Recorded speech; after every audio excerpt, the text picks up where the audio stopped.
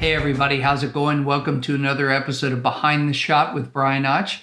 That's right, this is the show where we talk about a single photo, one frame, and everything that went into making that picture. We talk about how I got the job, the gear I used, and tips and techniques that will help you become a better photographer. This is where you're going to find it. Now, if you've known me even for 3 minutes, you will find out that I am a huge car guy. That's right, I was the kid growing up in Beaver Creek, Ohio, who was reading Car and Driver, Motor Trend, Road and Track, Automobile, Hot Rod, Carcraft, you name it, I was probably reading it. I was also collecting these. And for you eagle-eyed observers out there, that's right, that is a BMW M1. Now, living in New York City, it is not very easy to be a car guy because there's nowhere to put your car and there's no reason to really own one.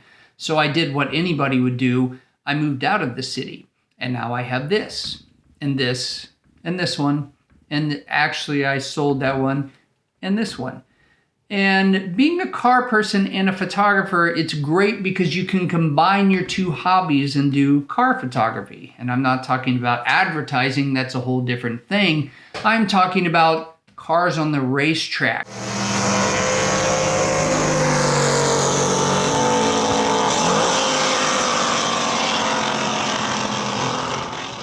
Certain technique that everybody should know if you like to shoot cars. So let's pull it up.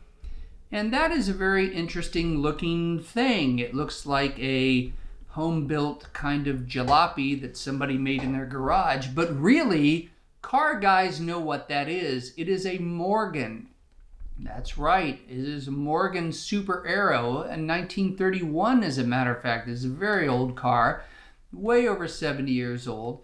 And this car is fascinating because obviously it only has 3 wheels, and that means it's a motorcycle almost, or it's a car missing a wheel.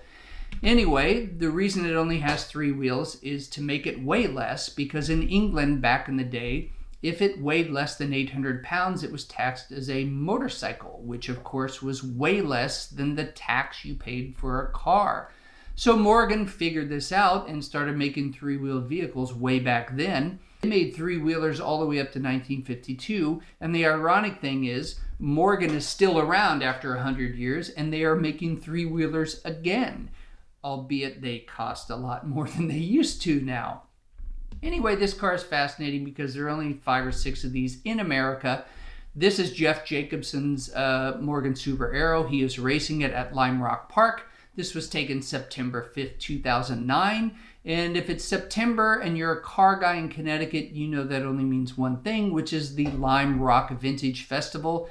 And that is where this picture was taken. It is a fascinating event. If you can get there, if you're a car guy, you will love it. The access is great, which if you're a photographer is also one of the best things about it.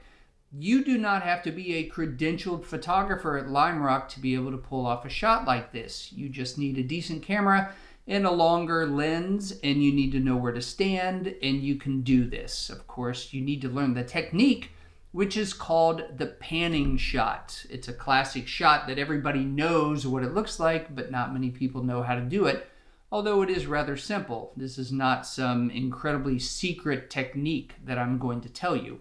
But it is something that if you practice and you do it right, you can pull off some great shots. So, this particular photo was taken with a Canon 1D Mark III. It's ISO 200. It is 1/160th at f6.3. And it was taken with a very interesting lens, a Sigma 120 to 300 millimeter f2.8. That's right. It is a 120 to 300 straight 2.8 all the way through. It is a huge lens. It weighs as much as a Chevy Chevette for all you car guys out there, and you will want to use it with a monopod if you're carrying it for more than 15 minutes. It is, however, tack sharp and focuses very well, as evidenced by this photo. So, this was taken at 1/160th at f6.3. Now, the interesting thing about the panning shot is your shutter speed will be dependent on how fast the object is going. Now, this car is probably at this point moving about 75 miles an hour. It is coming down the hill onto the straight at Lime Rock, and it is moving pretty fast, 75, 80 miles an hour. So it necessitates a pretty quick shutter speed of 1/160th. And for a panning shot, that's actually moderately quick.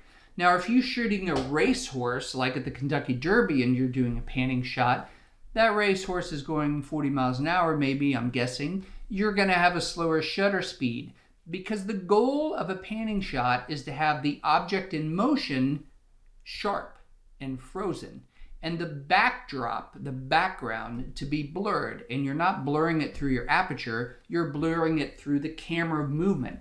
So you are actually tracking the object like this as it moves. So here comes a car, you're tracking it like this. And the things you need to know to do this are, you need to set your focus to servo or tracking focus, depending on what camera you have. On a Canon, it's servo focus, and that means it's constantly adjusting. You're going to lock it on that car as it comes down the hill, it's going to lock on, and it's going to track it all the way through the turn or wherever you're shooting it. And that will give you the sharp object. The blurring of the background will come because your shutter speed is not fast enough to freeze the background as you come by. Now, if you shot this exact shot at 1/500th, you will have the car sharp and the background will be frozen. And while an interesting shot, it is certainly not as interesting as this shot because the object pops off the page. It pops because the background is blurred. And again, we're doing that with the camera movement. We're not doing that with the aperture being wide open like a portrait shot or something like that. So, as I said, this is a very cool technique. You can practice this technique. Luckily, you don't have to go to a racetrack. You can just go out to any highway or any road near your house, and you can just shoot cars that are going by. It might be good to stand behind a tree so people don't think you're doing something totally weird.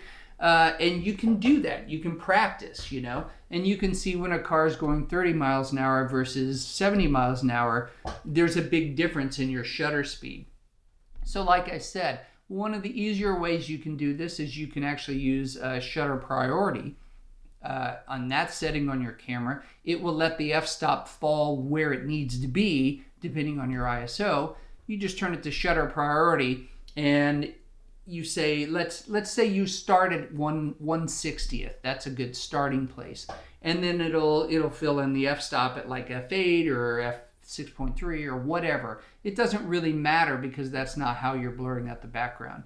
And then just practice panning and then roll your shutter up or down based on if the object is not sharp, you probably need a slightly faster shutter speed. Or if the background is too sharp and not blurred, you need a slightly lower shutter speed. So that's the panning shot, and that is a Morgan Super Aero, and I wish I had one in my garage. I would daily drive it into Manhattan every day. That, of course, is a complete lie because I would be killed instantly. So anyway, thank you for watching Behind the Shot, and we're going to have some more videos in the future. If there's a genre or a celebrity or a car that you're interested in, let me know about it, and I'll try to do an episode just for you. Okay? Thanks a lot. Bye.